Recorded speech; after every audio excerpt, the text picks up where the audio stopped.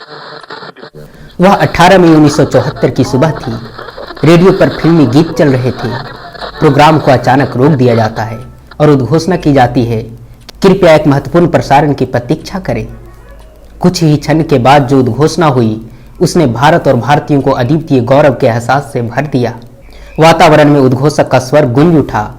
आज सुबह 8:05 पर पश्चिमी भारत के एक अज्ञात स्थान पर शांतिपूर्ण कार्यों के लिए भारत ने एक भूमिगत परमाणु परीक्षण किया है। सदियों पहले ब्रह्मास्त्र और दिव्यास्त्रों की कल्पना करने वाले भारत ने आधुनिक विश्व के सबसे ताकतवर हथियार परमाणु बम बनाने की दिशा में बहुत बड़ी सफलता हासिल कर ली थी। इस कार्यक्रम को कोड नाम दिया गया था बुद्ध की मुस्कान, द बुद्धा इज स्माइलिंग।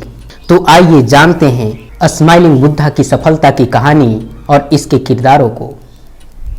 कहानी शुरू होती है 1944 से। तब भारत आज़ाद नहीं हुआ था।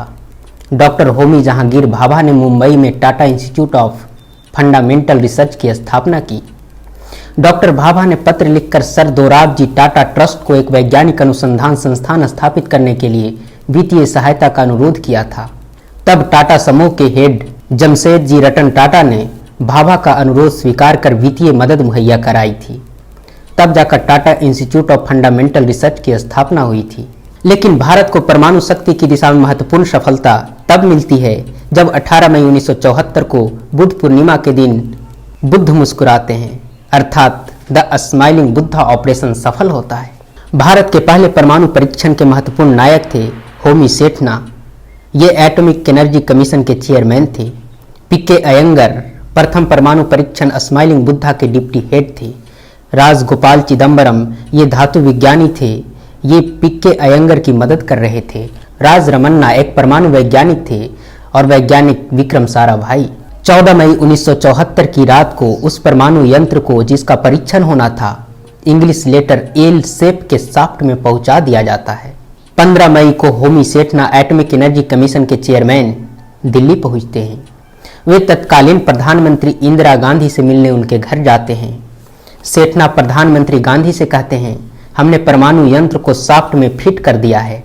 अब आप ये नहीं कहिएगा कि इसे बाहर निकालो, क्योंकि अब इसे बाहर निकालना संभव नहीं है। अब आप हमें परीक्षण से रोक नहीं सकती हैं। प्रधानमंत्री गांधी ने कहा, गो अहेड। क्या तुम्हें डर लग रहा है? सेठना ने कहा, बिल्कुल भी नहीं।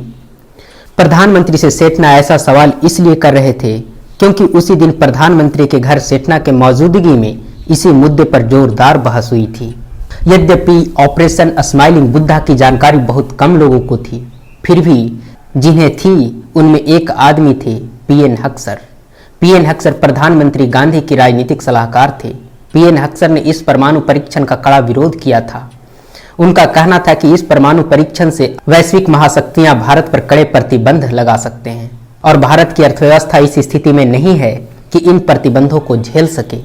हक्सर की ये बात सही साबित हुई। अमेरिका और बड़े औद्योगिक देशों ने भारत पर कड़े प्रतिबंध लगा दिए। अमेरिका ने भारत को परमाणु सामग्री और ईंधन देना बंद कर दिया था। हालांकि सोवियत रूस ने उस वक्त भारत का खुलकर साथ दिया था। खैर, अमेरिका और अन्य देशों को यहीं छोड़ते हैं और फिर से आते हैं भारत और उसके मुस्कुराते बुद्ध पर। 15 मई को सेठना प्रधानमंत्री गांधी से परमिशन लेकर पोखरण साइट पर पहुंचे। सारी तैयारियां हो चुकी थी। 18 मई को सुबह अंतिम बार जांच के लिए वैज्ञानिक वीरेंद्र सेठी को परीक्षण वाली जगह पर भेजा गया। उन्होंने जांच तो कर लिया, लेकिन जब वापस जाने के लिए जीप स्टार्ट करने लगे तो जीप स्टार्ट ही नहीं हो रही थी। विस्फोट का समय सुबह 8 बजे निर्धारित किया गया था। समय बीतता जा रहा था। जीप ना स्टार्ट होने से सेठी काफी परेशान थे।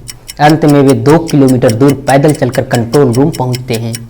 परीक्षण का समय 5 मिनट बढ़ा दिया जाता है। 8:05 पर विस्फोट हुआ।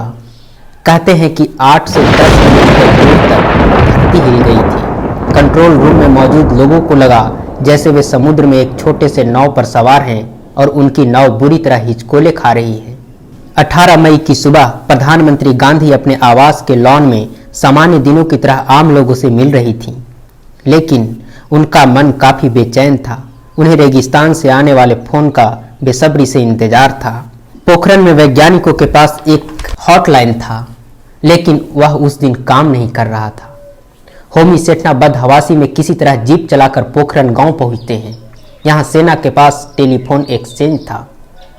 बड़ी मुश्किल से प्रधानमंत्री आवास को फोन लगाया जाता है। सेठना ने लगभग चिल्लाते हुए कहा, द बुद्धा इज स्माइलिंग। जब प्रधानमंत्री ने यह खबर सुनी तो उनका सिर फक्र से ऊंचा हो गया। अब Bharat, America, China, France, Britain और रूस के बाद छठा देश था जिसके पास परमाणु शक्ति थी। आखिर इस ऑपरेशन का कोड नाम बुद्धा इज स्माइलिंग क्यों रखा गया था? इसके पीछे पहला कारण तो यही था कि जिस दिन ये परीक्षण किया गया था उस दिन बुद्ध पूर्णिमा था। बुद्ध पूर्णिमा को ही महात्मा बुद्ध का जन्म हुआ था। लेकिन प्रश्न तो फिर भी उठता है कि दुनिया को शांति और अहिंसा का पाठ पढ़ाने वाले बुद्ध के नाम पर उस ऑपरेशन का नाम कैसे रखा जा सकता है जिससे संसार का सबसे हिंसक हथियार बनाया जाना था, और ऊपर से ये कहा गया कि बुद्ध मुस्कुरा रहे हैं। तो इसके जवाब के लिए हमें इतिहास में पीछे जाना होगा। गौतम बुद्ध के जमाने के मगध और वज्जी गणराज्य का इतिहास जानना होगा। बुद्ध के काल में मगध साम्राज्य और वज्जी गणराज्य की राजधानी वैशाली पड़ोसी थे। मगध में राजतंत्र था, कोई भी फैसला एक व्यक्ति लेता था, फैसले जल्दी लिए जाते थे। वैशाली में लोकतंत्र था, कोई भी फैसला सभी सदस्यों की सहमति से ली जाती थी। जाहिर सी बात है कि ऐसी स्थिति में अलग अलग लोगों के अलग अलग विचार होते थे, फैसला लेना काफी मुश्किल हो जाता था। जो फैसले लिए जाते थे उसमें भी काफी समय लगता था।